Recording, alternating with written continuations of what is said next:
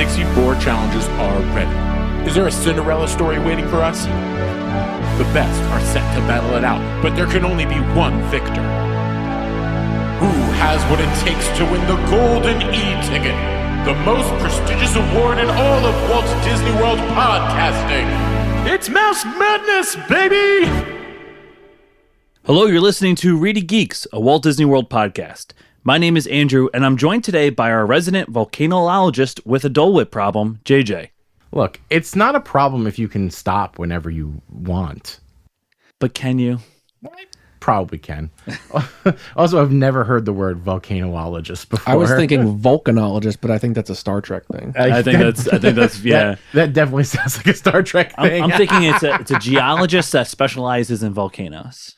I want to watch what's the movie with Pierce Brosnan and the volcano? I feel like they talk about it in that Dante's Peak. Oh, that was yeah. so good. Was that made for a movie or made for TV? I definitely no. It just translated really well. Well, and we're joined here today by our steakhouse spelunker, Sean. That's fine. I like that nickname. Cave diving into Steakhouse 71. I'd rather just explore steakhouses for a living. If you have a good title for my co-hosts here after listening to this episode, please send in your ideas to ReedyGeeks@gmail.com. In today's episode, the Geeks continue our Mouse Madness bracket, Bar Edition. Sweet 16 and Elite 8 coming at you right now.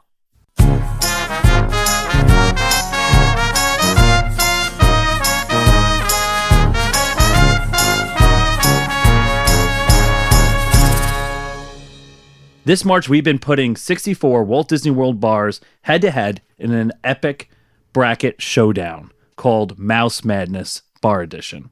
We have gone down now to our Sweet 16. So we had our round of 64 and our round of 32. It started out with a little bit of chaos, right? A lot of chaos. Madness, you might say. Madness, yes. Madness from a couple different reasons. Our seating was a little crazy there. It put some big popular bars up against each other pretty early. Yes. Yeah, some bars made it through that I don't think would have in other circumstances. But hey, there's always a 15 or a 14 seed that makes it through and gives it a little bit of fun. So Yeah, I mean, we had a couple Cinderella stories, and I would highly recommend, if you did not listen to the first two episodes, to stop this podcast and go back and listen to the other two so you can be fully caught up and know what bars didn't make the cut and what bars sadly met their demise to leave us with our 16. Yeah. And this episode for our Sweet 16, we're going to have a couple different rules and a couple changes here. Number one is that there's no more random events. Oh, okay. Correct? Yeah. So yeah, that we had random events in our round of 64 and round of 32 that would give us something different to consider, something different to think about, a different scenario. And but we won't be doing that anymore for a round of 16. I think these matchups can hold out on their own, so that we don't really need those. It's too serious now. Yeah, we're getting into the weeds here.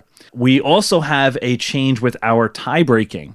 So if there was a tie, because each one of us gets one vote and then the listeners get one vote, that makes 4 votes. That we can easily have a tie with 4 votes, right? So our tiebreaker was to call up one of our honorary geeks, a listener that's ready at the phone for us to call them, and then they would just pick one, right? Right, and most of our honorary geeks do just sit around waiting for us to call them. Yeah. Actually, I told several of them to wait around this evening, even though there's no chance in us calling them. What a letdown. We have a bracket from Teslin from Geyser Point. She's a bartender at Geyser Point that my wife and I met on Saturday night, our most recent trip to Walt Disney World. Now, this isn't a trip report episode, but we had her fill out a bracket, and we're going to use her bracket from the Sweet 16 as the tiebreaker. So tie goes to the tender. Tie goes to the tender. Test the tender. Test the tender. Hopefully she's okay with that nickname. Yeah. When our hordes of fans swarm Geyser Point. And we also did a change with how we, as the hosts, are going to be thinking about each of these matchups.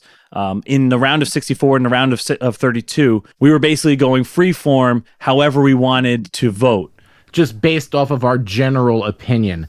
But now we actually made 5 different categories and assigned an overall score to each of the 16 remaining bars. So we may, as we're discussing these bars, touch on scores that we gave out.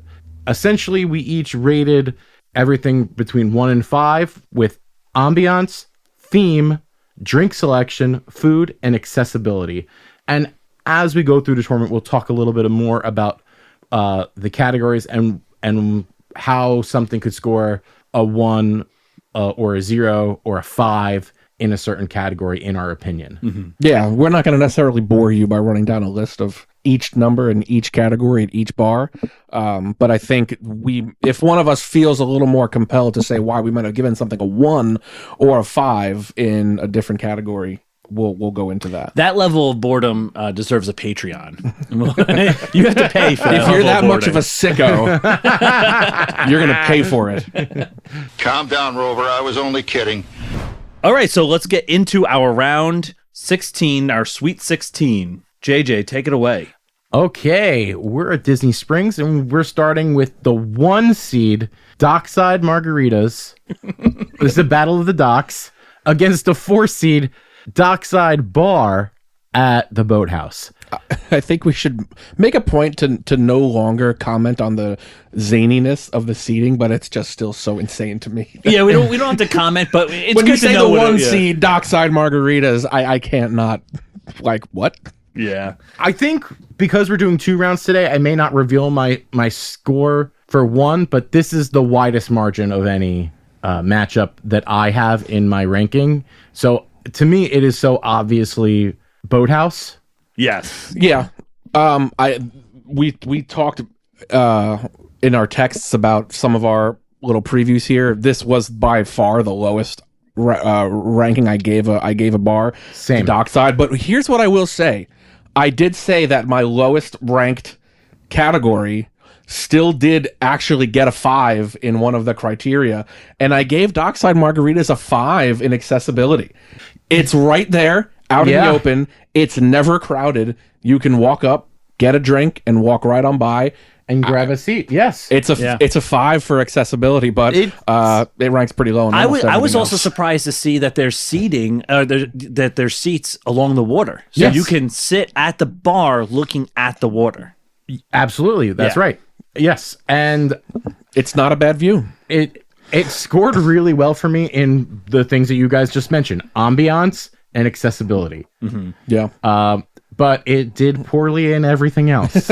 It's hard to come back from a 0 in food.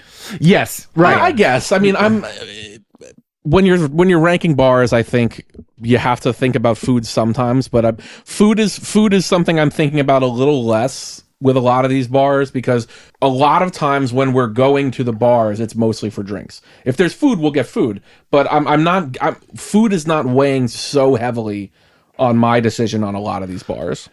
But this place has no food. I think it depends it depends on a place. I think Springs, I would take food into consideration. But maybe in another place, I may not take food as seriously. But Springs, I mean, really is a place to like shop and eat and have a couple drinks. That's fair. And if the bar has no food, you're going to have a drink and then you're going to have to still go somewhere else. Yeah, your time at that bar is probably 1 to 2 drinks maximum. Yeah. Right. There's a lot of competition in Springs too. Yeah. So if you're not pulling your weight with some food, then, even like bar nuts. Come on, something. Right. Even if it was just like chips and salsa or something, maybe you could at least get a 1 or a 2 out of the food, but Dockside Margaritas had a really great run, though. Yeah, it did. Yeah, it was a Cinderella story. It had an unexpected run. Yeah, the 1 seed Cinderella story. Yeah. Dockside Bar, though, from Boathouse. Yeah, even though we know it's the clear winner, we don't need to discount it by not talking about it. Right. Well, I mean, it's going on to the next round. We're going to talk about it again in the in the Elite Eight. So Yeah, let's do that. maybe we save all our comments about Boathouse for Okay. Yeah, I think later, that's except fair. that we all really like it. We all really like it. Great Yeah. bar. Yeah. A winner by its own right. Okay, so the next matchup, we've got two Titans. Jock Lindsay's Hangar Bar against Wine Bar George. I'm actually not sure how much of a Titan Wine Bar George is. It didn't do too well in my review and rankings of it. But Jock Lindsay's excelled in nearly every category. So I think this may be somewhere the food is good at Wine Bar George. It's part of the whole experience. There's an ample wine list, an ample cocktail list, interesting specialty cocktails. They've got a frozen old fashioned, a frozen something. They're using Dole Whip and all sorts of stuff to make crazy concoctions, on top of it being a really great wine bar with good food. Yeah. So I think this is somewhere where the food elevates it, Wine Bar George, to where it is actually kind of is in this conversation. At least in my opinion, it's in the ballpark. Yeah. I tried to focus a little bit more on the basket at Wine Bar George, the outside area. I know we talked about that in the last episode, but either way, I think for me, Jock Lindsay's was going to win. The only thing I want to say about Jock Lindsay's, though, is I was looking at the menu, because they don't have too much food. They have like a little small bites. Yeah, but they're all good. They're all good. So I haven't eaten there. So like I'm not too sure, right? But there's one called Obi-Wan Wings. What's with that? How it's Star Wars reference. Yeah, okay. I didn't catch it. I didn't really look up the menu too much of this, but yeah, I mean for a bar that's pretty clearly, and that's I gave Jock Lindsay's a 5 for theme because I think it's like, if you know, it's a great nod for fans of Indiana Jones, but yeah, to have a Star Wars theme. Yeah. But, I mean, maybe is that a nod to like Han Solo, Harrison Ford playing Han Solo, maybe George Lucas a little bit. I don't know, but right? They're both living in the same, Universe. mind. Yeah. Same parent company with Lucasfilm. They're both Lucasfilms, right? I gave this a 5 as well for theme. It's one of the only. There's only 2 bars I gave a 5 for theming, and yeah, this was one of them. Agreed. yeah. Yeah, and a deserving 5. Jock Lindsay's makes a really strong case to be the best bar in the Springs bracket to me. Mm-hmm. It's my winner. I just wanted to say some nice things about Wine Bar George first. Yeah. I will say though that the listeners disagree with the way we're going right now. They voted for Wine Bar George, and I don't blame them. Yeah, because if you wanted to have a meal with some drinks, Wine Bar George may be a better option. But Jock Lindsay's is cooler. It's very accessible. Food is good enough. If you're, it's not a big menu. it's not very crowded too, And it's never crowded there. yeah. No matter what kind of alcohol you like, there is something there for you, which I really appreciate. Mm-hmm. Really diverse menu. Interesting drinks. I had the Scottish Professor there one time, and I did not know if I would like it or not, and it was really good. Yeah. Yeah, it was a really great drink. And, we'll talk about this, and we'll talk about it in the Elite Eight, but I have some opinions that I'll save for later, but I really like Jock Lindsay's. Yeah. I think Wine Bar George is that's a place you're going because you want a certain thing. Right. It serves a purpose really well. But it's lacking in theme, it's lacking in ambiance, but it is a good place to have a drink and have a meal. Yeah. It's checking all the boxes if you want a more upscale experience. Mm-hmm. But I mean, for me personally, I would always want to go to the place that is a little more casual and has a little more to offer me. Yeah. Yeah. And for me, I'm going to prioritize the theme more than anything else. Yeah. Because where are we? Right. We're in Walt Disney World. We're in a theme park. Even though we're in Springs, we're still in a theme park. I kind of want that wherever I'm going. Yeah. Yeah. All right. Which is why I'm writing in T-Rex bar as the winner. A write-in campaign. Writing campaign. I'm launching an official writing campaign to make T-Rex. This bracket is officially in protest for not including T-Rex bar. I'm kidding. Jock Lindsay's wins this round. Only a little. Definitely not our Dino. Go! Okay. I know I already stated that I was voting for Jock Lindsay. What about you guys? You made a pretty clear argument. Yeah. I'll be voting Jock Lindsay's for sure. I'm voting Jock Lindsay's too. The listeners, as I said before, disagreed with us. They went Wine More George, but 3-1. Jock Lindsay's is going to move on to the Elite Eight. And congratulations, Wine Bar George. You did great. Yeah. So now we're actually going to move over into the restaurant bracket. Yes. So our next matchup is going to be the 9-seed Steakhouse 71, aka Disney's Cave, and seed 13, Wailulu Bar and Grill. I think we have a Cinderella story here brewing. Yeah. I'm going to start us off with talking about Wailulu because I just happened to go there this past weekend. It's a brand new bar, just opened up in December, and originally they had some kinks to work out, but I rated this one pretty high. This was tied for third place for me in terms of all of these Overall score After a first visit. Yeah, after one visit, and I'll tell you, like we got some really good food there. What'd you get? So we just turn this into a whole review of this one place because I'm thinking about going there next time I'm in the parks. Well, so Emily and I specifically for a meal, for a meal, yeah. You can get the whole meal from the whole grill there, like the restaurant you can get at the bar. And I got the tuna nachos; they were really good. Those looked amazing. Yes. Yeah, I've seen videos. And we got the burger, which is not something supposed to be really good. Yes, it was very good. It's not something I typically get, and especially Emily. We were splitting our meal so we could try more things later on. Mm-hmm. But the way they do their burger is their 2 smash burger patties. Nice. So and then it has all the fixings on it, and it was very good, very flavorful. Yeah, it's got some Hawaiian influences there, right? It was Yes. like the sauce is a little different than like a standard burger sauce. Is there pineapple on it? No, No, I don't pineapple. think They it didn't was go that pineapple. far. No, just a different kind of sauce on it. Yeah.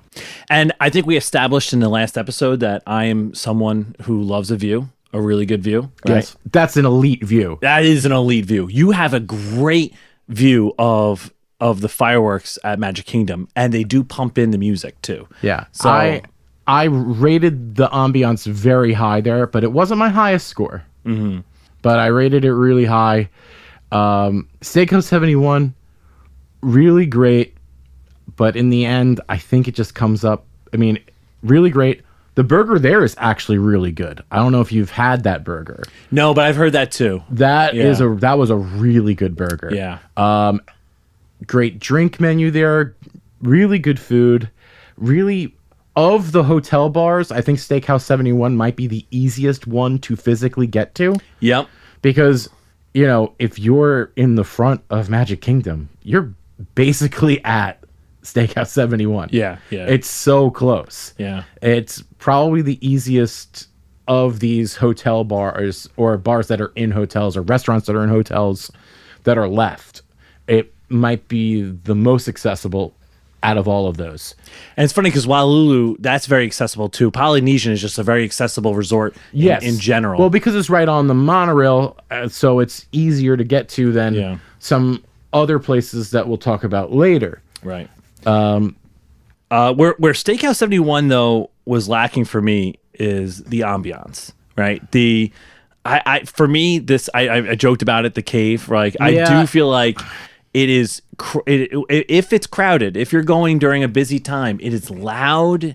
It's I don't know, it just seems so dark in there.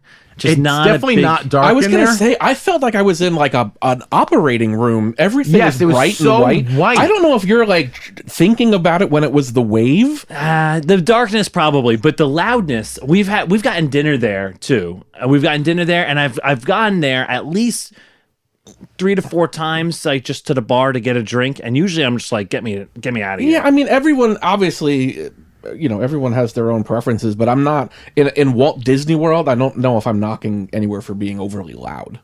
Yeah. What I will say about Steakhouse 71 is that the ambiance. You're not right, but I wouldn't use cave as the reference. You're not right. You're not. It's not that you're not right. Sorry. Hold on. No, I like that. You're not right. You're wrong. You're wrong. You're not entirely wrong. You're not entirely wrong about that. There's something lacking about that, about the ambiance there. It gives a little bit of like airport bar vibe. Yeah. Which again, we're at a theme park. I want a little more than that. Well, theming is also an issue too, right? Right. I think Yes. the theming is a steakhouse that Walt would like. Like, that's like, there's all I mean, pictures of him everywhere. I think the theming of Steakhouse 71 is sort of in line with the theming of the contemporary. Like it fits in with that kind of old, and now we can talk for hours about how we think the contemporary is dated and kind of weird looking now as compared to what's popping up across the lagoon at the Grand Floridian and the Polynesian. But I think Steakhouse 71 fits in perfectly with the resort it's in. We were only there for about an hour, but I would go back to that place in a heartbeat. I've never been to Wailulu. I'm sure I would love it there. But yeah, I really liked Steakhouse 71 for what I thought it could offer me. Yeah, I mean, I have this as a tight matchup, but I do have Wailulu as the winner. Wow. Okay. Yeah, it was a tight matchup for me. One of the tighter matchups, but they both have really solid scores, but Wailulu takes it for me. Sean? My vote will be Steakhouse 71. Okay. My vote is Wailulu. Right? Yep. The listeners voted Steakhouse 71. Oh, so test to tender. Yes. The tie goes to the tender. Tie goes to the tender. And Tess from Geyser Point. Just says it's Geyser Point, even though it's not this matchup. So Tess from Geyser Point said Wailulu. Okay. Yeah. So there it is. There it is. Steakhouse 71 has had a really great run, and the Cinderella story for Wailulu Bar and Grill continues. Yeah. I'm a little surprised about our listeners choosing Steakhouse 71, especially... Well, I don't think they've been. Yeah, well... It's only been open for 5 months. Oh, Wailulu, yes. Yeah, Wailulu's only been open for 5 months. Yeah. I'd like to see... I wonder what Honorary Geek Michael and Honorary Geek Emily with 2 E's chose. If it's... because they've now been to both. They don't like a cave. Yeah. They don't like a cave. Okay. So our next matchup is going to be our 3rd seed Topolino's Terrace versus our 2nd seed Geyser Point Bar and Grill. And spoiler alert, Tess from Geyser Point did choose Geyser Point. This feels like This is the hardest one. this feels like a heavyweight match for the Shopi Ferrara family here. Yeah, we do really like The Riviera. Topolino's. Yeah. Yep. And I mean, I'm on record as, loving all over Geyser Point. Yeah. Man, All over, huh? All Maybe over. phrase that differently. Yeah. That's gross. This is a family podcast. Well, for me, this was probably my closest matchup of a 19 points to 18 points. But Geyser Point, the one thing I want to emphasize here is the ambiance. It is just, I feel like it's amazing. So there's so many different levels to the seating, right? You have the bar seating, you have regular 4-top seatings, right? And then you have, if you go a little further down, couch seating, which you can get a drink and go out to, right? And that's couch seating that's along the water. And I think that progression from like higher to lower just kind of gives it like a nice a nice feel. A stadium view. Yes, yeah, you kind of have a stadium view Kind of of what's stadium going on. seating for each level of the place. Right.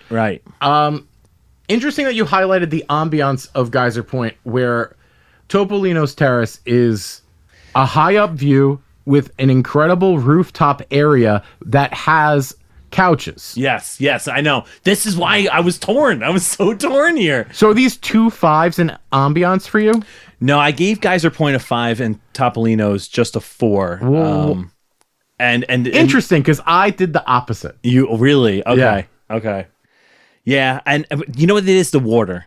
The view of the water, listening to the boat come in. But you can see the whole everything from that roof. You get to watch the Epcot fireworks, which is now actually a fireworks show. Yeah, that's true. Yeah, but here I think being at a good view is a good view, but I think being at Topolino's Lounge, Terrace Lounge, is only like the view is only the best when the fireworks are going on. Yeah, like if I'm up there at 1:00 in the afternoon having a drink on a regular day, sure, it's a great view, it's nice, but like I would prefer the view of the water at Geyser Point rather than just being up high in Topolino's. Looking out over the whole Caribbean beach resort in front of you.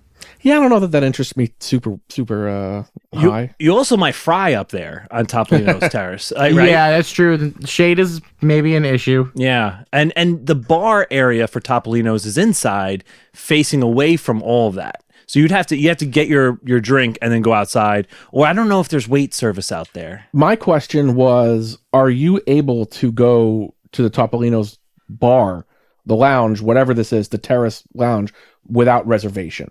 Yes. Okay, so you could, but you have to go up there and you have to go through the restaurant. Yes. Okay. So for me, that was a weird accessibility thing, because I think that, it might deter people to have to be up in the restaurant, go through the restaurant. People might think they have to have a reservation. Plus, it's also, people aren't going to the Riviera unless they're staying there for the most part. Right. I think it's kind of off the path for people. It did score poorly for me in accessibility because really you're not going to the Riviera unless you're choosing to go to the Riviera or you're staying there or at Caribbean Beach. Yeah. You're just not going to end up there. It's not that easy to get to.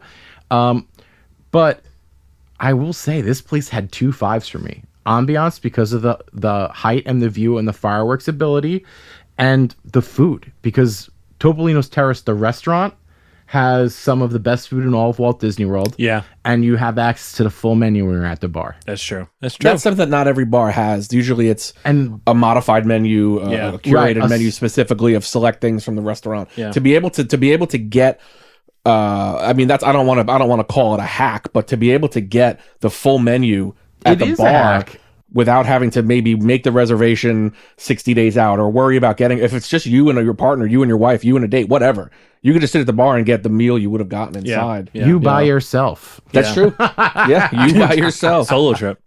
I'm looking at your numbers here, JJ, and I do like that you gave accessibility for Geyser Point a 3 rather than a 2 like at Topolino's, because I do think that while Wilderness Lodge is off the beaten path and it's not very easy to get to, it is a destination because of the lobby. I think people choose to go there. I also think it's easier to get there because of that direct boat from the Magic Kingdom. Yeah. It's really easy to get to Wilderness Lodge as part of your Magic Kingdom day. So I gave that a bump up. Yeah. There is a Skyliner, though. And Topolino's, but that's why Topolino's wasn't a 1. Right. Okay. The Skyliner gave it a 2 because it is a good option, maybe even a great option if you are leaving Hollywood Studios and you want to have dinner or a drink somewhere nice. The Riviera is really one of those places. Yeah. Yeah, I gave Geyser Point a 3 in accessibility as well, because even though we talk about how that, at hotels that are that nice, like the DVC hotels, the deluxe hotels, a lot of people aren't going there unless they're staying there. But Wilderness Lodge specifically is the place that if you're resort hopping, you want to go there. Yeah. You want to see it. And there's I feel like there's a better chance that you're going to be resort hopping to Wilderness Lodge than you are to the Riviera. Yes. I agree. So That's a good way of putting it too. But the Riviera is the highlight of the Skyliner crawl. Yes. Yeah, that's So- the best one. Right, You that's have, what I mean. you Yeah. have more options there, and yeah. Yeah. Are we ready to vote? I'm ready to vote. I'm ready to vote. So I am gonna go with Geyser Point. I'm gonna vote Geyser Point. And I'm gonna vote for Topolino's Terrace. Okay, so the listeners voted Geyser Point. Okay. So Geyser Point won, but actually Geyser Point would have won anyway. because Ty goes to the tender. Spoiler alert. Tess definitely went Geyser Point. So that does it for our restaurant region, and now we're going to enter into the park region. Back in the parks with, I think, two of our best matchups yet.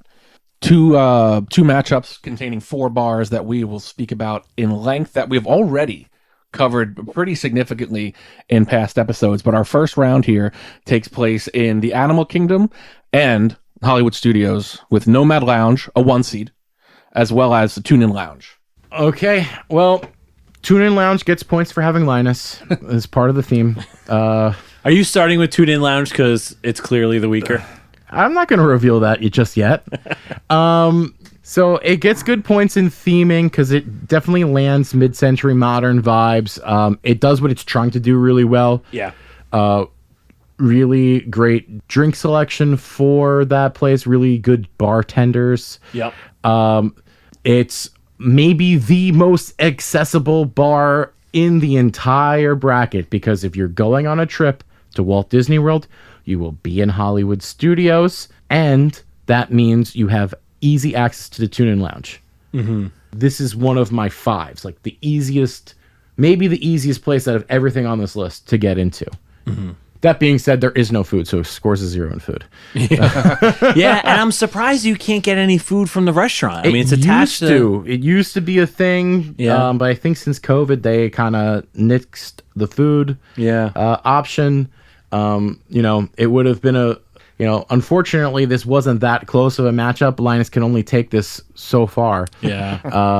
And And the bartenders are amazing, but Yes. there's amazing bartenders at all I was these gonna bars. say I don't think I've had a bad bartender experience at a bar. I've had regular bartender experiences, but I mean I have never had an experience where I've been like, oh, they sucked. Yeah. You know. Yeah. For me personally, I mean this is, I don't want to say it's a no-brainer, but the Nomad Lounge was I voted 2 of the 16. This was the highest score I gave anything, and only one other bar got the same score. I gave a 5 to the Nomad Lounge for theme. I think it does it amazingly. I think that it's the perfect kind of setting for that part of Animal Kingdom. The ambiance is a 4. The only thing that maybe kept it from being a 5 is that it can probably get really crowded. And it's not a place you might want to sit for too long if it's really crowded. I just think Nomad Lounge is one of the best bars, for sure, one of the best bars in Disney World. So that's funny. I flipped that. So did I. Oh yeah. Yeah. Okay. I did. Ambiance was 5 because I love the sitting outside on the patio. when you're on the patio, on those on the little couch things, Yes. and you're right on the water, Yep. in the middle of a world-class theme park, And when that cavalcade comes floating yeah, by, you get to see a character, you get to wave hi to Miko and Pocahontas.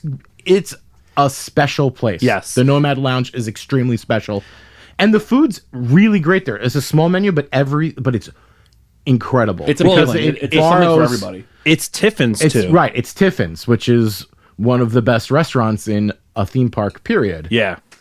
And I like that if you sit on one side of the patio, you get the sounds of Pandora, and on the other side, you get more of like your theme park, sounds. The hustle and music. bustle. The of hustle a, bustle of a yeah. of a theme park. Yeah. But it does get crowded, and so I took a point off for inaccessibility for that because sometimes you do have to wait online. I did as well. The thing that kept this is one of my highest scorers.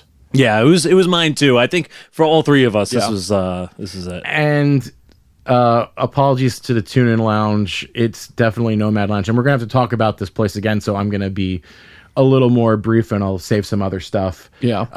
But Tune In Lounge had a good run, and I'm proud of it, and I'm proud of Linus. Yeah. Tune In Lounge. Actually, I gave it better in accessibility because it's in the theme park. It's just never crowded. Right, that's what I mean. It's nice. Is that a good thing? Because Yes. when I gave I was like Dockside Margaritas is a 5 for accessibility, but like, is it a good thing that no one's ever there? Like, is it that good of a place? Not necessarily, but you can but always sometimes get in it there? is. I think it is. Because But it moves people. There's Yeah. people are coming in and out of Tune In Lounge. yeah. I just don't want to be overcrowded, and I don't have to wait online for a bar. You have to wait online for everything else in Disney World. Right. Who wants to wait online for 20 minutes for a drink while they're virtually waiting in line to go on their next ride? Right. Yeah. The perfect bar would be 5s all the way down, right? And then that 5 in accessibility of being able to go there problem free is, that's to me, that's huge. This Nomad Lounge is the only bar I gave 2 5s to. I gave it to ambiance and I gave it to drink selection. The drink selection, really, I think probably the most unique drinks that's left in the bracket. That Tempting Tigress is one of the best drinks in Walt Disney World. If we were to have made a what's the best drink in Walt Disney World, that would be a really top contender for me. Yeah. One of the, I and maybe this is where I was thinking about possibly being too critical. And because it caused me to, for a couple places I hadn't been to in a while, it caused me to look at the menus. The drinks here are pretty expensive. Oh well, yeah. I didn't look at prices. that took a point off for me because I think I've said in one of the last episodes, drinking at Disney World is not a very expensive ordeal. There's a lot of places you can get cheap drinks, and when I'm seeing $18.50 and $19.50 for a cocktail, even if it's not batched, it's not gonna jump off the page to me. It's a place I might just decide to grab a beer and be on my way. Even if the cocktail's really good, I just don't know that I'm spending that kind of money. You know what's funny? I think you're paying for the ambiance. Yeah. You're paying because it's such prime real estate there. You're paying. I would say, this is not the place. Nomad Lounge is not the place to just grab a drink and leave. It's a place to take a break in the middle of your day at Animal Kingdom and sit and relax and have a nice special moment. Maybe have an appetizer with your group and everybody has a really nice drink and they sit for like a half hour. Like, it's that kind of place. It's not a like, that's fair, I want a good drink quick. No, and also I think the weight that it commands reflects that. It's a place you stop and spend some time. Right. All right, so let's vote. I think it's pretty obvious. I Yeah, think it's a clean sweep, We're right? going Nomad Lounge. Nomad. Yeah, and the listeners also went Nomad Lounge. So Yeah. clean sweep of 4. Just out of curiosity, I'm going to check what Tess said. Oh, Nomad. Yeah. Okay. So Ty didn't have to go to the tender, but it would have anyway. Yeah. All right, JJ, did you bring gloves with you? Boxing gloves by chance? No, but maybe we can come up with some. I think we're going to need to put some gloves on. There may be one less host maybe on the next episode of the podcast. Friendships might end. I have something. We have opinions. We have thoughts. I have a lot of opinions and thoughts about this, and I feel really bad for my scoring on this. Well, let's reveal. We have the 11 seed Rose and Crown Pub in the United Kingdom in Epcot, and a 2 seed heavy hitter, the Baseline Tap House in Hollywood Studios. Yeah. Both very deserving of the Sweet 16, and we knew that a matchup like this was going to happen. Absolutely. My original thought was that I thought Baseline Tap House was going to walk pretty easily into this round. I thought perhaps it would be going against La Cava del Tequila, but the seating didn't work out that way. I mean, we already had that matchup. Yeah. Wait, no, we didn't. We It was had Cava Baseline del against Tequila that. We had versus, Cava versus Rosencrown. Yeah. Rosencrown, yeah. Yeah, which is good. I mean, that was nice that we got to have the Epcot versus Epcot moment. Yeah. Yeah, that was cool. Yeah. Well, we are also fortunate enough, I think, to have maybe the Baseline Tap House biggest fan in the room with us. Yeah. So hold on. Before we reveal anything else, and before I reveal my scoring, do we have to count food in this matchup? So okay, because we kind of had that discussion in the text earlier. I gave Rose and Crown a 0 for food. Okay. Because it doesn't the restaurant is a whole different category. You can't get food from the bar. I would be willing to give Rose and Crown a 1 if they let you bring in food from other places, which I don't know if they do. So I gave actually Rose and Crown a 2 for food because I do this every time for lunch. I get fish and chips from outside at the quick service right outside the bar. Yorkshire, Yorkshire County. Yeah. And then you go inside and you go to the piano guy in the back and sit there. To me, that's not Rose and Crown's food, though. So if we're, I mean, it is their fish and chips just from a stand on the other corner, right? It's like going to the basket at Wine Bar George and getting to-go food. No, because that's actually Wine Bar George, right? Like, and this is actually it's the same. It's the same kitchen. It's the same fish and chips. It's just a different window. Yeah. I'm not counting that as Rose and Crown. Yeah. I'm not giving Rose and Crown credit for that. But I mean, even still, it's not moving the needle on my ultimate voting, my ultimate ranking here. I'm giving Rose and Crown a 0 for food, but if you could get poutine in Canada or get something from somewhere else and they'd let you bring it into the bar and just eat it at one of the tables, absolutely, I would say, okay, cool. They're at least accommodating. Just during lunch. So right. Not dinner, yeah. With that being said, I have a real conflict of conscience. Yeah, I know. So like because should I count the food or just completely discount the food?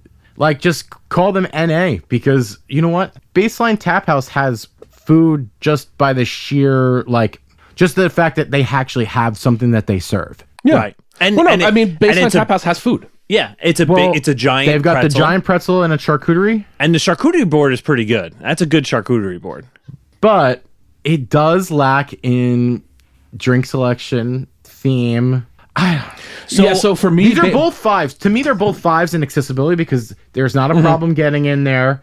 They're both in the park, in main flow of traffic areas. Yeah. It's really, really easy places to get to. So I disagree with that. I think that both of them are often a little too crowded and have lines. But not long. You're not waiting online. I've never waited online longer than 2 minutes to get into. I'm not always holding a line against the bar. We are where we are. I've never waited more than maybe 5 minutes or so at the bar at Rose and Crown. Baseline, the bar inside feels more like it's not necessarily a bar inside. It's more of a quick service beer counter. Yeah. Agreed. You're not sitting at that bar. Right. There's other places inside. They're kind of hoping you get your beer and get outside. There's a couple places to sit on the inside. It's a smaller. But it's mostly about grabbing a picnic table outside. Right. And with the ambiance there, I actually like the music they play. I love looking at those toilets. Well, the music they play, the jazzy music, where they take pop songs, yes, and put them as a jazz. It's like Bridgerton, but for jazz instead of classical. Yeah. What is the theme of Baseline Tap House? I think it's just brewery. Contemporary. Yeah. I think the theme is brewery. Yeah. I actually, it came out as a dead tie, 15-15 for me, Rose and Crown and Tap House. My Rose and Crown vote was 16 and Baseline was 14.5. I gave Baseline low on theming and ambiance just because every time I've been there, it's just been really loud and crowded. I've never heard this jazz music that you've been talking about. To me, Baseline Tap House is just a bar. There's really nothing else elevating it. It's just a bar. It has a decent beer selection. And the beer selection is pretty fairly priced. But to me, it's just a bar. I have this at 16 versus 17, and that's the only thing that puts Baseline ahead is the fact that it serves food. So if I don't count that, it actually flips reverse for me. So I'm having a bit of, again, like I said, a conflict of conscience about this. But again, for me, I'm just not using food as too heavy of a hitter, especially in a place like Epcot where you can probably walk 50 yards and get something else.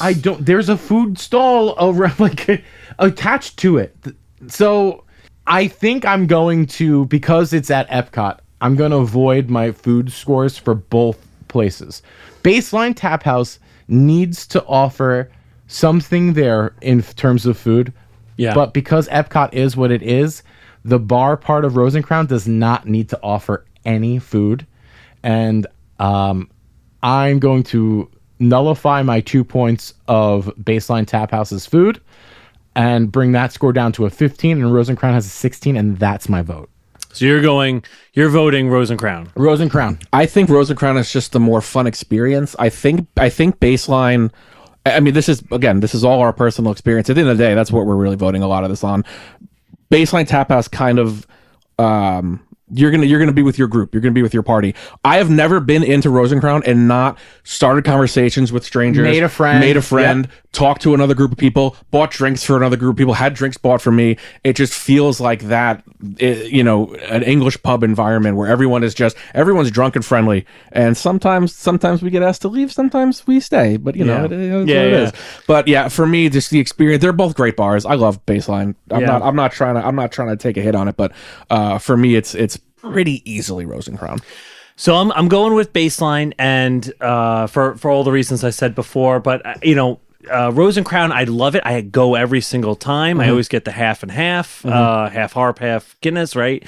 I just think that sometimes it seems like you're fighting to get a spot at the bar so that you can order, and it takes a long time to get that beer back. I feel like you're in Europe now, so you're on their time. You're on their time. So anyway, I'm going to go Baseline. So we're 2 Rose and Crown to 1 Baseline. The listeners handedly gave it to Baseline. That is not surprising. So wow, it was a score of 31 to 14. Okay, Baseline. So we go to no fans of the Pim's Cup then no fans of a Pim's Cup in our listenership. He doesn't know what a Pim's Cup is. Pim's Cup is a cocktail that's popular at pubs in Britain, and they serve it at Pim's Cup. I don't know. That's good. It's a nice drink. Yeah. I have shirts from both places too. Your shirts from both places? From both places. So I don't know. It's close to your heart. But you should sew the shirts together like a mom watching both her sons play. Like Mama football. Kelsey sewed an Eagles jersey and a Chiefs jersey together. Well, so we're tied. It sounds to me like Tie goes to we the have tender. to talk to the Geyser Point bartender. Yes, again. Teslin from Geyser Point.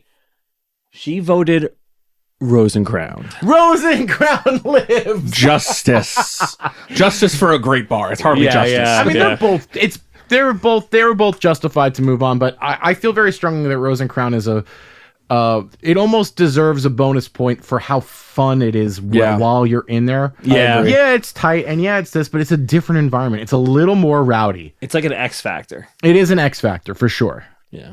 So the next region, we're moving on to our resort region. Okay, to start off the resorts region, we've got the 9 seed Trader Sam's Grog Grotto versus which is at the Polynesian. Yes, right. Against the Dahlia Lounge at Coronado Springs. Have at it.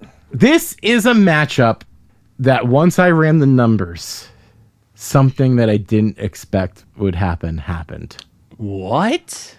Wow. I'm shocked. I am a little too. So I'm looking at JJ's numbers right now for the listeners, and he gave Dahlia Lounge an 18 and a Trader Sam's a 17. Want to explain that? You made it sound like you gave like a 4 to Trader Sam's. No, but I'm shocked that Dahlia Lounge beat Trader Sam's in JJ's own opinion there. Ranking. Yes. So I guess I'll talk about my score specifically, even though we haven't really been doing that. Everyone can see my screen because I'm recording, so I have the big monitor. I think Trader Sam's is the best themed bar experience, and it's a destination. It's an attraction in and of itself, but you gotta wait to experience it, just like any good attraction. It has food, very limited options. You gave it a 6 in theme. Yes, I gave it a 6 in theme. I had to weigh it comparatively to everything else. And it is the singular best thing of any bar is the theme of Trader Sam's. Trader Sam's got 5s from me in ambiance and theme.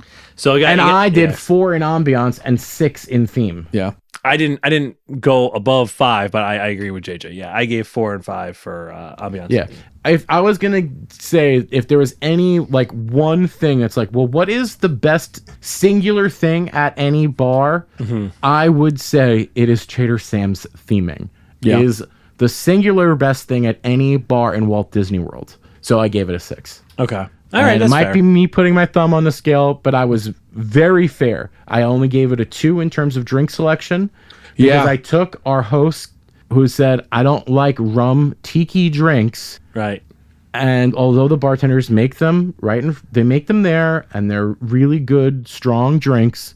They are very sweet, and your options for beers are very limited. Your options for wine is very limited. So I'm so sorry to do this, but I have in here. I will concede they have other drinks because on the menu You're conceding.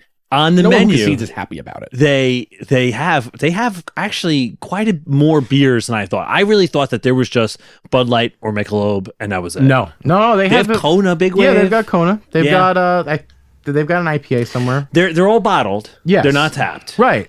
But I guess I could get something different there. It's just then why? Then like you're there Why as go a there? spectator. You're a That's- yeah, spectator. I agree. I agree with that. That like if you're going there with one other person, it might feel a little silly to go in there and drink a Bud Light. But like if you're part of like a group of 5 or 6 people and you want to get the beer. But I gave Trader Sam's 5s across the board on ambiance and theme.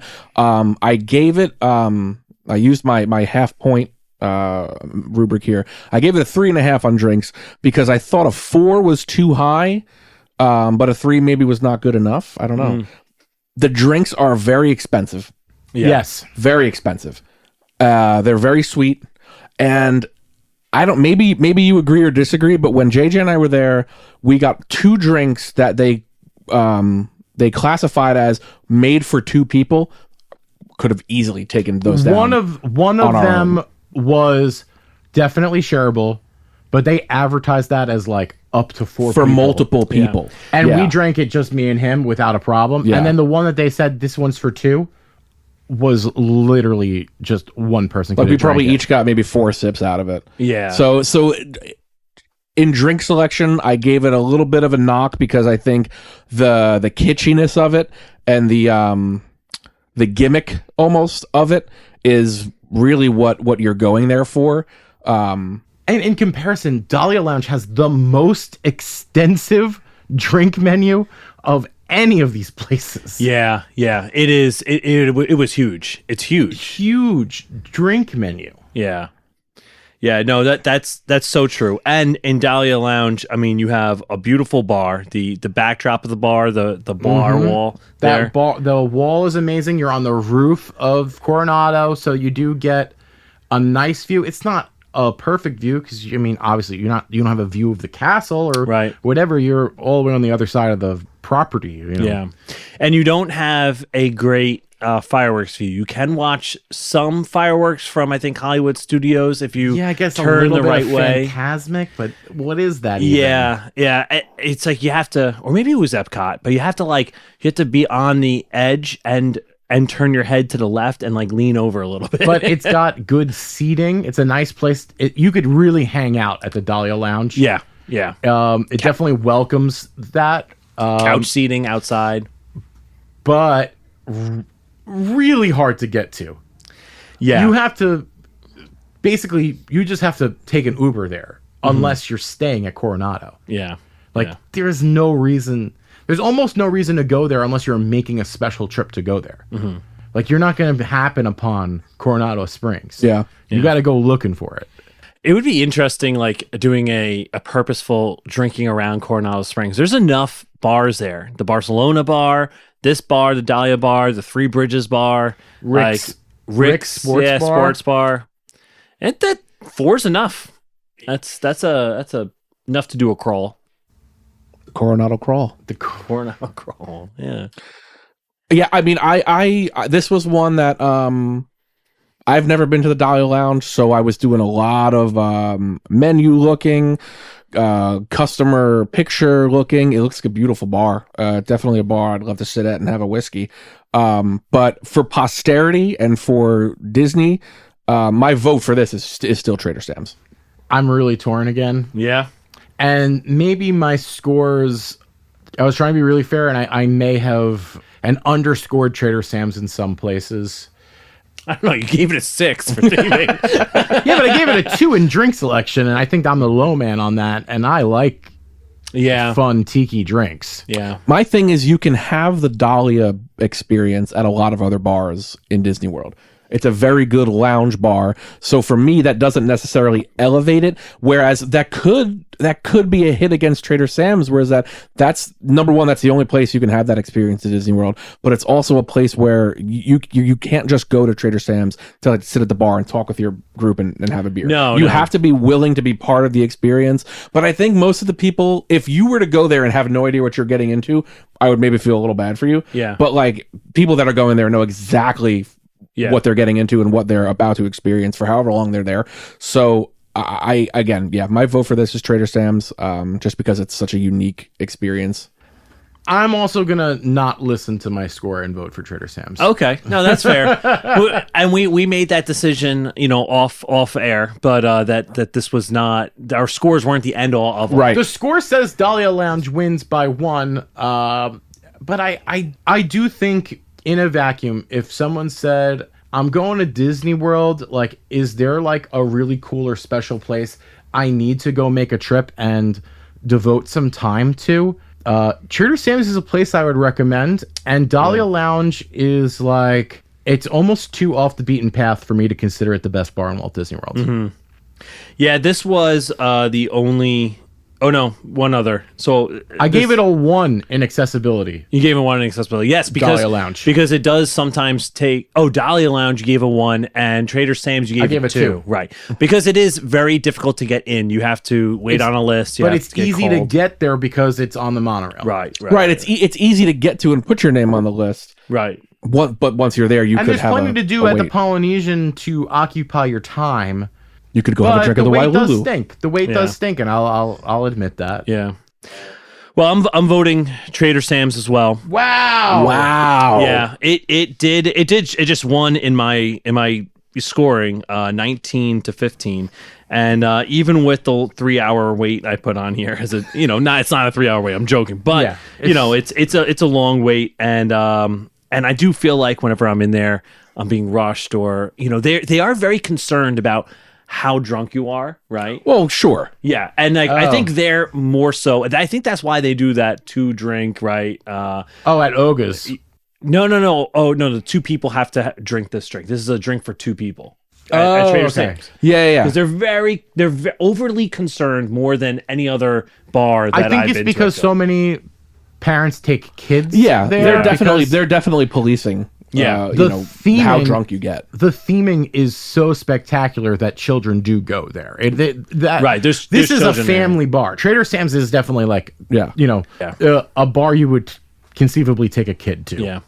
It is the size of an arcade, because it literally was the arcade before it was this. But I'm going Trader Sam's. It doesn't feel like an arcade though. It feels like you've been transported to Hawaii when you look out those windows and you see a volcano. It's a great view. Our volcanologist. Our volcano expert. The volcanologist. Order an OA. You'll watch a volcano erupt. That's what a volcanologist has learned. So the listeners also agreed that Trader Sam's wins over Dahlia Bar. So Dahlia Lounge. But Dahlia Lounge, I mean, if you're staying at Coronado Springs, it's definitely it's only one of the best like pure hotel bar situations. Mm-hmm. Like this is a bar that's at a hotel. Like that's unbelievable for a bar at a hotel. Yeah. And I think a lot of it has to do with the conference. That's the conference resort, and they're trying to show off the Gran Destino Tower. Mm-hmm. That's a really nice place. They went out of their way to make that place a little more special than the rest of that resort. Yeah. All right. So our next matchup. Yeah. So the last matchup of the 16s, we have the Scat Cats Club over at Port Orleans French Quarter against the Crew Cup Lounge over at the Yacht Club. This is just an interesting match because I think Andrew will disagree. For me, this was kind of like the battle of mid. Like I had nothing over the top to say about either one of these places.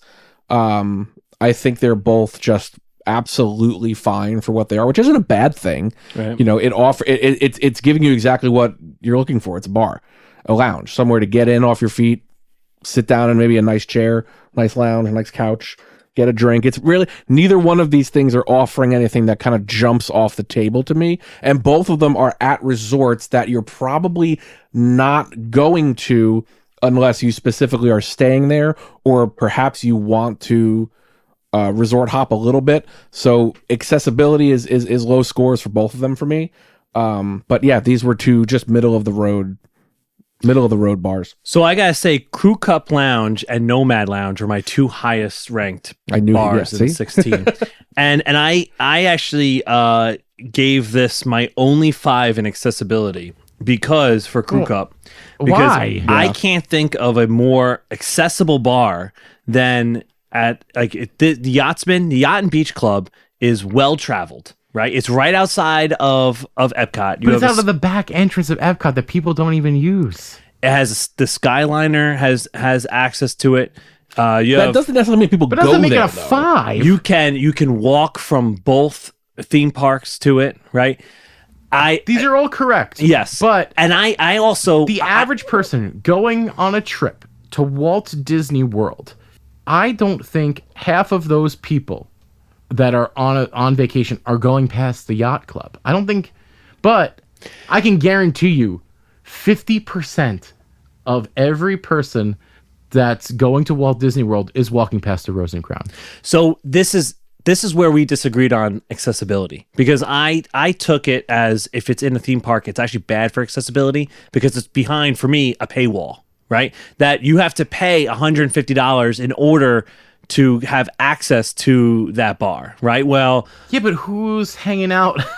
who's going to Disney World just to grab a drink? Yeah, Locals that already have a annual pass. That's about it, right? Like the only people that would be going to Disney World just to have a drink, yeah, are locals that, if they're going to Disney World to have a drink, already have an annual pass. Well, that's not necessarily always the case. And that's not always the case, but the majority of the time. My whole thing is, I think the Crew Cup Lounge is a place that you're not seeking it out. It doesn't have a reputation. It doesn't have this lore to it. You know it exists because you stayed at the Yacht Club. And I think the majority of casual Disney World visitors are not in the tier of guests that are going to be staying at the Yacht Club, so they don't know it exists. That's why I also bumped it to a 5 on accessibility, because of that it's not crowded. It's like a hidden secret. It's like a hidden bar, kind of, right? Right, but how accessible is something that's hidden? Well, no, it's hidden in the sense that no one knows about it. Like, not many people know about it. Yeah. Okay, so then and also why then the rest of that was all 4s going down the list. 4s for ambiance. The booths, again, like the high, medium, low seating. It's not crowded or loud. You can watch a game in there, have a conversation.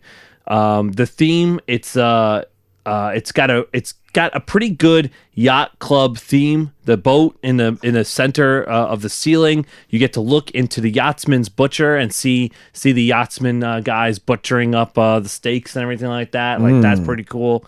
It's got a great bar selection, and this didn't translate to the menu online, but they have a whole book of wines that you could be looking through. It's the yachts, because it's the Yachtsman's. It's the steakhouse's drink menu. Right, Yeah. exactly. Okay, so it's because it has the Yachtman's wine list.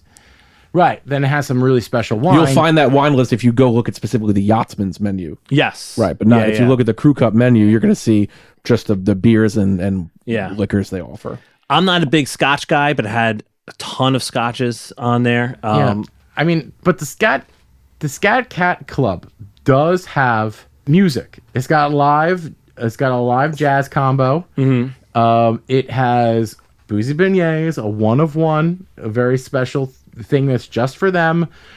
Crew Cup's got really good food because it It takes some of the highlights of Yachtsman and puts it in a bar menu form, Right. which is great. I think Scat Cat Club comes up just short for me, and Crew Cup is my choice.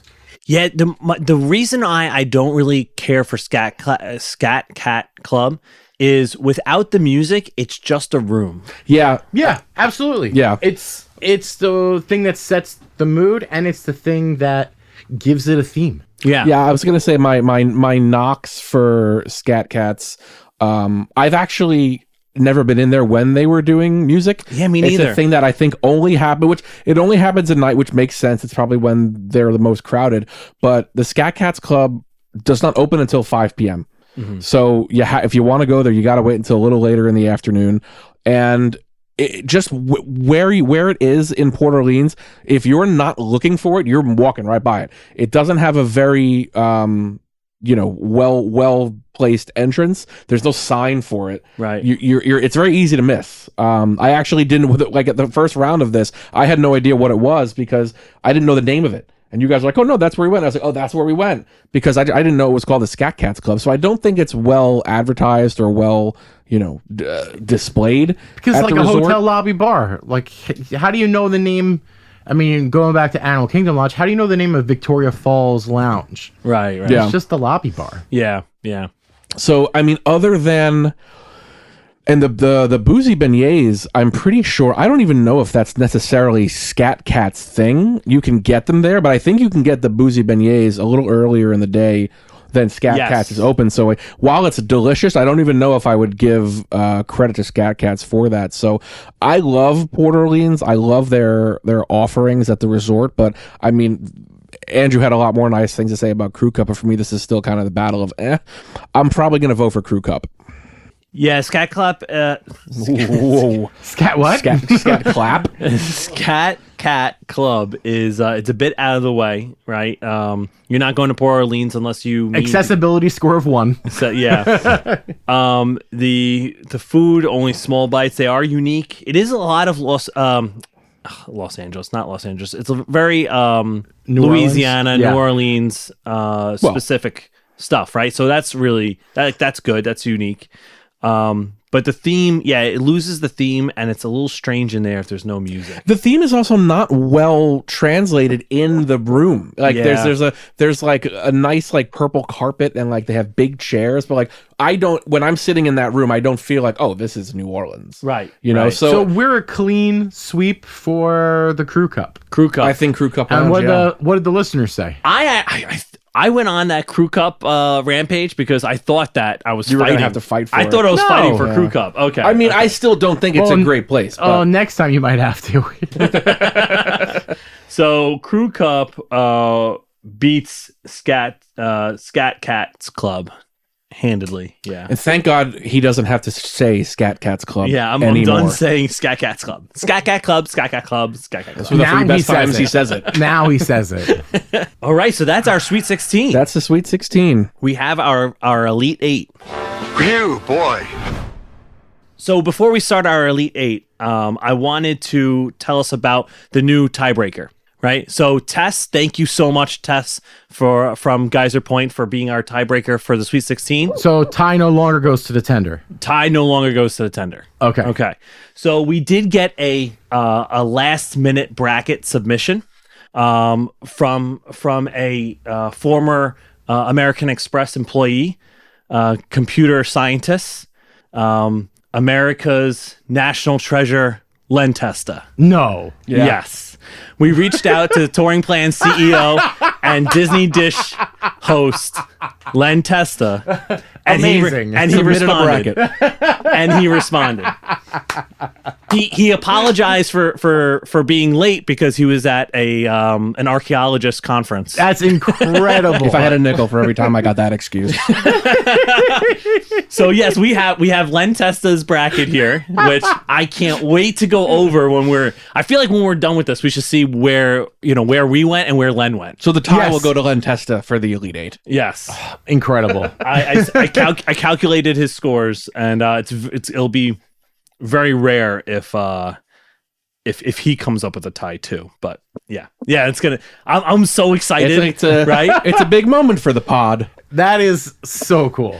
Len also wants us to reach out when we're done to tell him how the bracket went. So Amazing. Yeah. That is absolutely incredible. So we got the Elite Eight now. Let's find out what the best bar in Disney Springs is. yes, This is maybe the matchup of matchups. This is a good one, and this is what I thought it was going to come down to. Yes. And Yeah. we all have thoughts on both of these. In bars. my mind and in my heart, these are the two best bars in Disney Springs. Everyone did a fantastic job. Top to bottom. The only bar that I think could have beaten one of these wasn't in this region.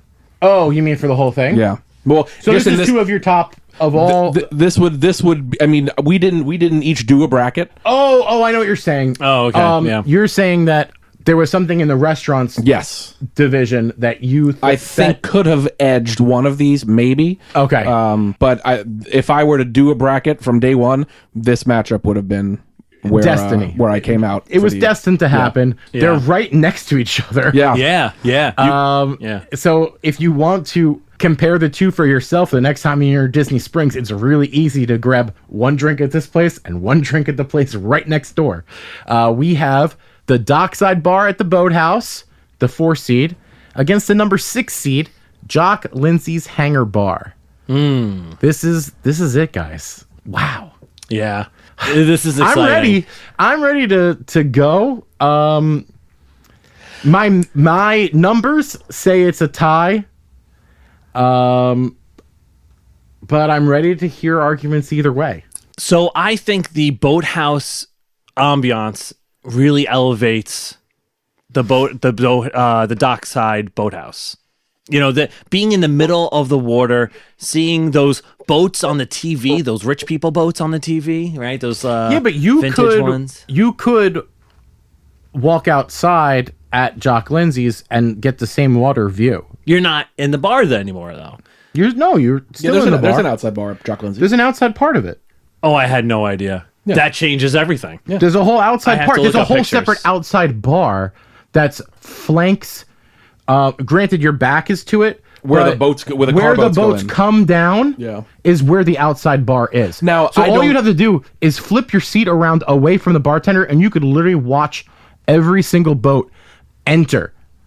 So there's 2 bars at Jock Lindsay's? Yes, the there's an inside bar and an outside bar, Yeah. I had no idea. and they're kind of back to back. Yep. So like, I think there's a window that hands drinks from the maybe inside they'll to the hand outside. like Yeah. if there's a special liquor that they only have one bottle yeah. of, maybe they got a Blanton's or something really high end, or maybe higher end than Blanton's. They might be passing that bottle through a window. But yes, the bars are literally back to back. Wow. I'm confirming right now. And yes, He did you are I correct. when I left Disney Springs, I got to my bachelor party before everybody else because my flight was early, and I was in Disney Springs. I had several drinks at Jock Lindsay's at the outside bar. I watched a boat go down. I had lunch at Boathouse. I went to both places, and I know the numbers say it's a tie, but I know in my heart it's Jock Lindsay. So, Vegan Disney World has confirmed that there is a bar outside of Jock Lindsay's. Well, thank God for Vegan Disney World, and not the experience of your 2 podcast hosts here 2 guys that host a Disney World podcast. that are telling you from personal experience this outside bar exists. Yeah, but I've only known you guys for 20 years. That's true. He only knew Vegan And he Disney. only has He's known known that about Vegan Disney website. World for the last 30 seconds.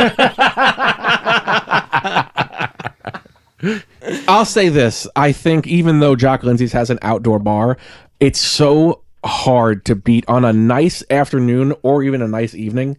That bar at Dockside Bar is one of the, I think, maybe the best place to be in Disney Springs because it's just, you could see everything. It's a special place with a really strong drink menu. Yeah. And I'll give the edge to the food because you could order anything from Boathouse. From the Boathouse menu. And Boathouse has hits and misses, but they have good food. Mm-hmm. You know, it is possible to get a bad meal at Boathouse, but the good stuff there is good. Yeah. My one hit against this bar, I don't know how fair or unfair it is to the actual bar itself. I wish there was a better way to get to it than having to walk up, like clean through the middle of the boathouse restaurant, because you're walking right in past the front, almost like the concierge or the people that are waiting to take you to your table, and you're walking past tables. You almost like you're just, I don't know. It always feels kind of awkward. It feels especially weird when you're in a large group and you're like, me and 6 other people are just about to walk right through the whole restaurant. Yeah. And you have to walk past those people that are eating at the boat. Yeah. Oh, in the boat, that's so cool. Yeah, that is pretty cool. So it feels a little awkward getting out there. But there should be a bypass. Yeah, I think there should be a separate entrance. Yeah. But I think that it's Dockside Boathouse Bar for me is the best bar in Disney Springs. Yeah, when you get a nice breeze out there, and it's in the and there's that whole extended down. If you want more of a waiter service but stay on the water, there's that whole area even down farther and around. You don't have to sit right in front of the bar. You can get your own table. Yes. Yeah. Yep. And it's not just the bar. They do have 2 tops and everything like that. Yeah. Now Jock Lindsay's has booths. Booths are nice. Yes, it's got booths. It's got the Indiana Jones theme. Yep. To me, they're neck and neck. I give my vote to Jock Lindsay because it's a theme park and it's a themed bar. And I'll probably keep my thumb on the scale for the themed stuff through this next round. But I'm voting for Jock Lindsay. If I were to just if someone were to say to me, hey, let's get a drink right now, and then put those 2 right up and against each other, I'm going to say Boathouse. I agree. Yeah. Okay. So the listeners also said Dockside Bar at the Boathouse. Fair. It's definitely a classier place too. Yeah. It's, that's a great place for, you could have date night at Disney Springs at the Boathouse, the Dockside Bar at Boathouse. Yeah. Do you want to know what Len Testa said? Yeah. Yeah. Sure. What does Len say? So Len would have also said the Dockside Bar. The first entry into our final 4. Congratulations to Dockside Bar at Boathouse. Wow. This is a special moment, guys. Oh, so now we're going into the restaurant. Yes. There's only one matchup. Oh. That is Wow. the winner of this Disney Springs. This is the best bar at Disney Springs. Is Dockside Yes. Bar This is a at big Boathouse. deal. It's Yes. Coming out of the region. It's coming out of the region. I totally agree with that too. I think I would have done that if we made our own brackets. I would have had Dockside as winning. Yeah. Yeah, I mean it's Dockside and Jock Lindsay. Those are the 1 and 2, 1A and 1B. Yeah. I'm not upset about it. That was a hard fought match and it was great. All right. So the Wailulu Bar Yeah. against Geyser Point Bar and Grill. These are kind of the same place. I'm just going to throw that out there. I love both these places. I mean, I've only been to Wailulu one time, but it really made an impact on me. And I don't know how much I love the Island Tower in general, but this bar was really, really cool. And the whole grill area is pretty cool. Like if you sit in the booths, and this is a little bit outside the bar, but if you sit in the booths, you have behind you an infinity pool kind of thing. Yeah. And it's a pretty cool concept. It's not anywhere else in enhances Disney. the ambiance. It does. You're constantly hearing water run, so you just keep on running to the bathroom. I was going to say, for me, that would be terrible. But I will say that I like the ambiance of Geyser Point a little bit better. It's quieter in that area of Wilderness Lodge than in this area of the Polynesian. I think I have, okay, so full disclosure, I have never been to either of these places, but I've heard enough about Geyser Point, good Lord, from this guy over here, to know that I like the theme of the Wilderness Lodge, Geyser Point, outdoors, in the middle of the woods kind of feel more than, I feel like Wailulu is going to be very popular and thereby very crowded a lot of the time.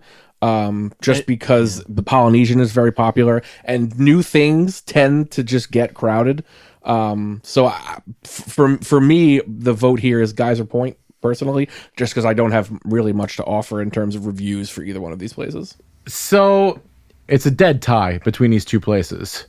They have identical scores in each place because I consider them to be basically the same place, just with a slightly different theme. One is themed to Polynesia, and the other one is themed to being on a lake in the wilderness. Yeah. They both have good food. They both have a solid theme, great ambiance, but not perfect, because obviously if either of them were an aerial view up on the top of a tower, it would have been the thing that elevates it. Yeah. Any volcanoes at Wailulu? There's no volcano, so the volcanologist can't use that can't to swing the vote. But Geyser Point does have a geyser that you can see off to the left. That's kind of like a volcano. That is the volcano of the water. So true. Of the Northwest. Is the volcano of the Northwest. That is the volcano of the Great Plains. No, there is, but actually that is part of the, it is kind of heated up the same way. It's magma and stuff. Right. So they're kind of cousins, right? Yeah. A geyser is the cousin of the volcano, and don't check the science on that. Or do. Write us. Check the science. So I think I'm gonna have to vote with Geyser Point, my true love for Geyser Point. Wailulu, it was really good, but it's only been open for like 3 months, and you don't know how things are going to shake out. Is it going to be different when everyone knows about it? Right. And I don't know if that's necessarily fair to hold it against what the future might be. But unproven, it's hard to earn a spot in the final 4. Right. This is the Elite 8. We're saying this is one of the 8 best bars in Walt Disney World, and it's only been around for like 3 months. Yeah. That is extremely high praise. Yes. I think I will give a vote for experience, and I'm going to vote for Geyser Point. Okay. Yeah, I'm going Geyser Point. And Sean? As well, yeah. Okay. I mean, I love the idea of Wailulu Bar and Grill, and I hope, in 10 years when we're revisiting this topic on the podcast, that we are able to maybe amend this matchup. Yeah. The audience also agreed with us. The listener score gave Geyser Point the edge over Wailulu. But I think what that about also Len? has to be because they didn't try it. Yeah. I'm afraid to tell you guys that Neither one of these bars made it. Wailulu going into the championship. Wow. I should have listened to Len. Yeah, so Hawaii's closer to volcanoes. Wailulu definitely wins in Len's eyes. Geyser Point, he only had it winning 1. So who did Geyser Point lose to for Len? The Raglan Road Irish Pub. I know Raglan Len's Road. right. I know Len's right. You know what? And if you put Raglan Road in here, I would have voted for Raglan Road to come out of this bracket. If you had put if this was a 3-way matchup of Raglan Road, Wailulu, and Geyser Point, I would have thrown ambiance out the window because of the tie, where they're both great views. So Geyser We're just throwing it out, and I would have said Raglan Road. So Raglan Road had lost to Geyser Point. Yeah. Previously. Yeah. But Thanks to honorary geek Michael. Yes. Well, and it was a tie. Honorary Geek Michael loves both these places. So that's but he voted for views, the indoor outdoor. That was a thing that he mentioned, and you also mentioned suspiciously the phrase indoor outdoor. We're still conducting research on that. It's under investigation. Yeah, that's definitely something about collusion. All right, so Geyser Point continues on to our final 4, and welcome to the final 4, Geyser Point.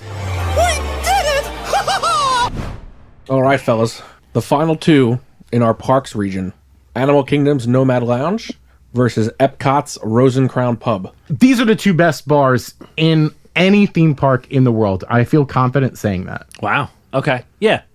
I mean, how many theme parks in the world have specific bars like Disney does? The best bar. Well, there's 2 great bars at California Adventure. Okay. What is it? The Lamplight Lounge, it's called now, which is right on the water. You can watch World of Color from there. Yeah. That's a really great spot. Definitely a contender for that. And Carthay Circle, right when you walk in, it's that beautiful old Hollywood building right when you enter the park at California Adventure. I mean, those 2 places are also really special. Disney's good at making bars. maybe they should get back into making more bars, like a Pleasure Island too.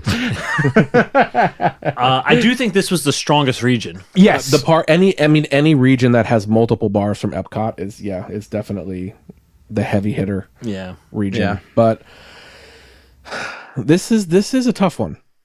So this is a tough one. I'm gonna say something. My scores say that Nomad Lounge is the best bar. It was my highest score of any of these places. And that is also accounting for the fact that Nomad Lounge, if you want to experience it the right way, you probably have to wait to get seated.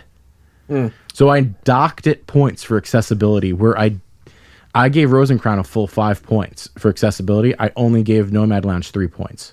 Oh, wow. Okay. So I docked it pretty significantly for the wait. Yeah.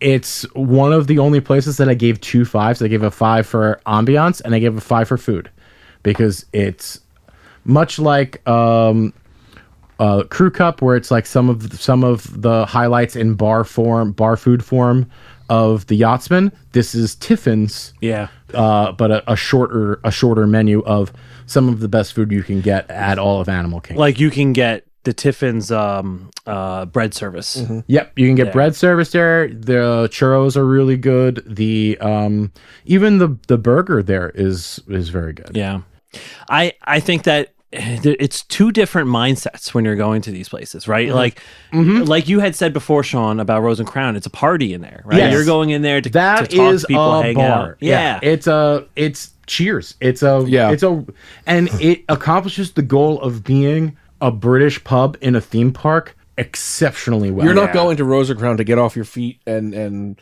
relax for a half hour. You're Right. going to Rosencrown to join the party that's probably already started without you. Yeah. You know. Yep. And So how do you pick one Yeah, when well, it's I'm two using different mindsets? I'm using the math, and I think in a vacuum, I have to trust my math. Nomad Lounge has one of the best drinks in all of Walt Disney World there. It's got great food. It's got great views. It's got a great ambiance. It's a place that you want to spend some time there, take a break from your day at Animal Kingdom, absorb some of that atmosphere, and then head off to your next thing once you've had a nice hour sit and a couple drinks. Yeah. I think it may happen in this very round, but I think even though I said I don't hold this criteria item in as high of an esteem as you guys may, I just think eventually Rose and Crown is going to take a big hit for offering no food. Right. The other two bars that have already made it to the Final Four, we've gone at length about how good the food offerings are at both of them. And I mean, we're already talking about the food that's so good at Nomad Lounge because you can get it from Tiffin's menu.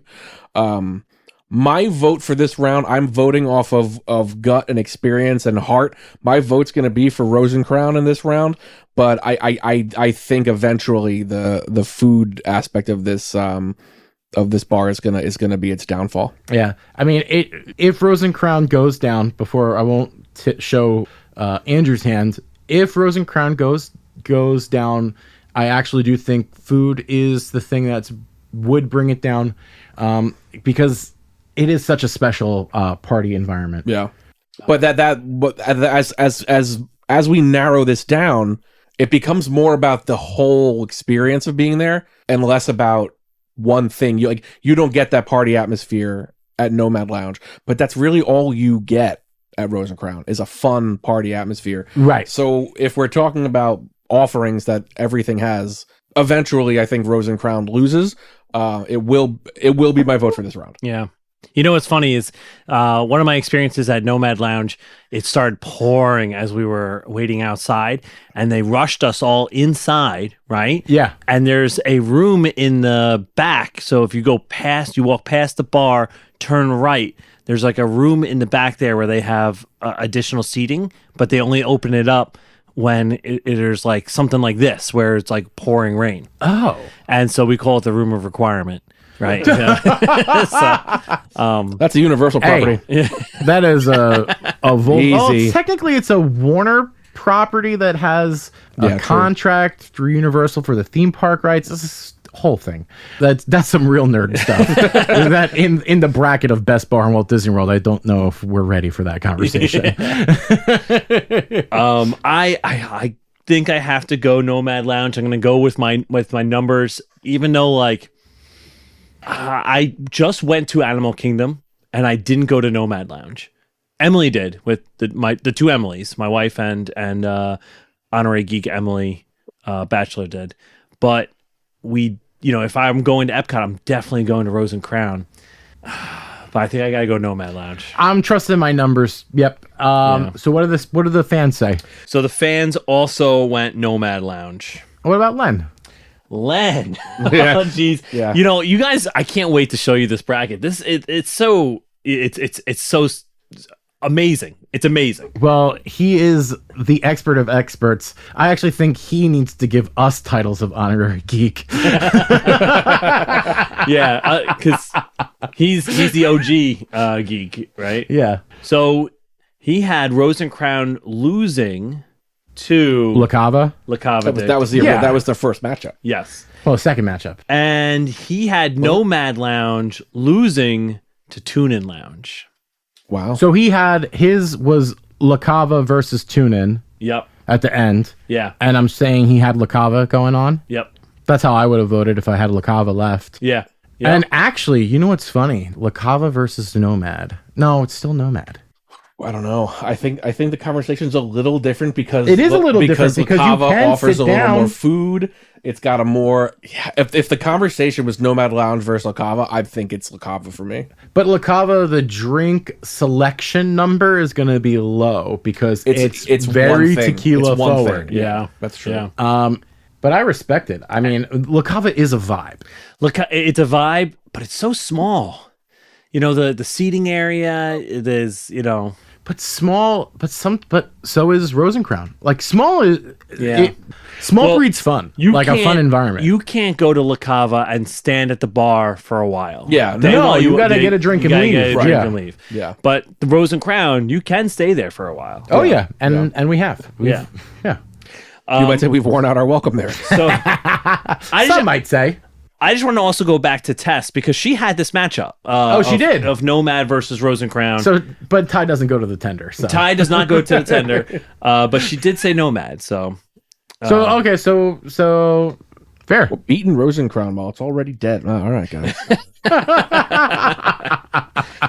all right, so let's head. Congratulations! To the Wait, congratulations to the Nomad Lounge. Yes, congratulations, Nomad Lounge. Well, that's progress for you. So let's head to our resort region, which is our last matchup in our Elite Eight.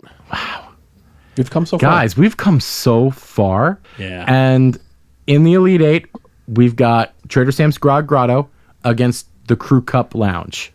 So these are two of the best bars at the hotels. We did a good job. I think so. We I did think a good so. job. Yeah. I mean, I also think that this is proof positive that there are just a lot of really good bars at Walt Disney World. Yeah. Totally. Absolutely. I'm just gonna get right into it. I'm Yeah. going with the bar that I actually enjoy. And that's gonna be the Crew Cup line. No, truth comes that out. was a little harsh. That was a little No, harsh. that's fair. Yeah. Look, we're at the end. We've spoken a lot about both Listen, these places. there is no more we can say about any of these bars that hasn't been said. Yeah. Opinions have been given. We've done a deep dive on their menus, their offerings. My scores say it's a tie, and I'm gonna break the tie by giving it to Trader Sam's. Okay. The X Factor. Because it's the X factor of it being it is a one of one. It's an experience. It's an attraction. It gets a vote. Yeah, I mean we're in Disney World.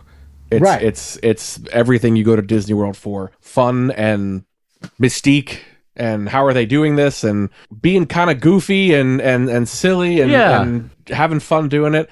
It's very easily Trader Sam's for me in this matchup. Yeah. Yeah. So I do want to go back to Trader Sam's and maybe like we just did an episode on Overlooked. Things over, yeah. Yeah, and so maybe like I should go back. The last time I went there, it was almost midnight. They were almost closing or something like that, or maybe it was almost 11, and I just felt like rushed, judged for, I don't know, for wanting a drink, or I didn't like the experience. It was also, that was still pretty pandemic time, right?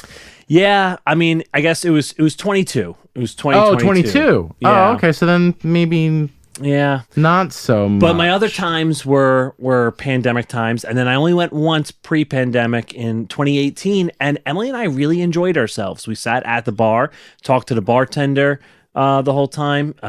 Me and Sean sat next to a couple. We sat in a nice lounge seating. Yeah. It was a nice, comfortable seat. Met a wonderful couple. We had a nice conversation. We had some laughs. They helped us with the menu because we told them we were first timers. Yep.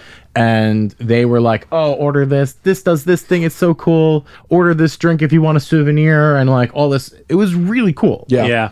Yeah. And that's another thing that I think can either add to your experience or take away from your Oh, experience. yes. The fact that you, unless you go in there with like a party of 5 or 6 or more, you're probably going to be sat with strangers. Right. And depending on your mood, depending on how much you've already had to drink, maybe your personality type, that might add or detract from your experience. You just have to be kind of ready for anything. Yeah. I think Trader Sam's does involve a certain commitment, Yeah. but I think it's worth it. It's like you said it before, it's your attraction. It's an attraction. Yeah. It is. If you want to do something on your off day from the parks, but you still want to do something that's kind of park adjacent, why not go to Trader Sam's and watch a room transform around you because you ordered a drink? Right. Yeah. Right. And after like 4 drinks, you could have spent the same amount of money you would have spent to get into one of the parks. So you'll feel like you've had a park day. Okay, so I had voted Crew Cup. JJ went Trader Sam's. Sean, you went Trader Sam's. Correct. The listeners went Trader Sam's. Wow. So Trader Sam's does win. Just out of curiosity, let's see what the Tess. Test the tender. So Tess the Tender had Scat Cat Club here, and she went with Scat Cat Club. In the Final Four. Yeah, into the Final Four. That's a choice. Wow. You know what? I respect it. I wonder if she's seen it with music. None of us have. Has she perhaps maybe bartended there? That would have been a good question to ask. Best idea you've had all day. Okay, so we are done with our Elite 8, and we are up to our Final 4, which we're going to do next week. Next week. I think this episode has been long enough. This has been long enough, yeah. But next week, we're going to have a different format. We're not just going to do the matchups, but we're going to go into the history of each of these bars and kind of spotlight each of these Give bars. a small spotlight on each one, and then we'll do our voting. Yeah. So on our left side of the bracket, we're going to have Nomad Lounge versus Trader Sam's Grog Grotto. On the right side of the bracket, we're going to have Dockside Bar at the Boathouse versus Geyser Point Bar and Grill. Wow. We got some heavy hitters. This is very difficult. This is great. Yeah. We is really great. we bemoaned some of the seating, but it's given us a fun Final Four. Yeah. I mean, we took the scenic route in some of these places, but I still think we landed in a really good spot. Yep. And a couple very different kinds of bars.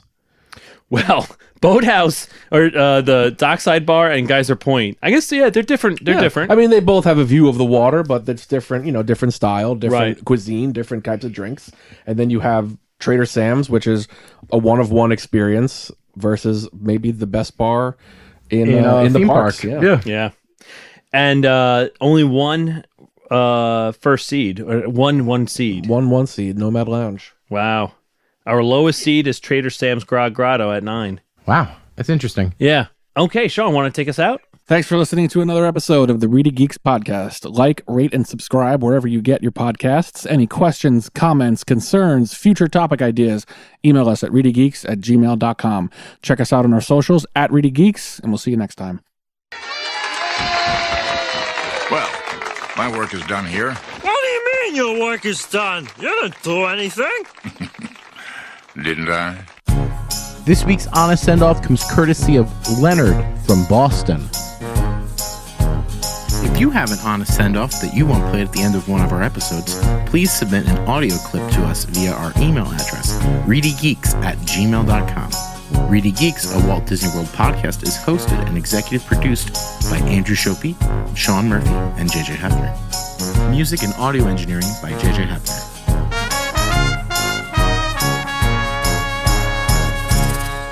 Bon voyage!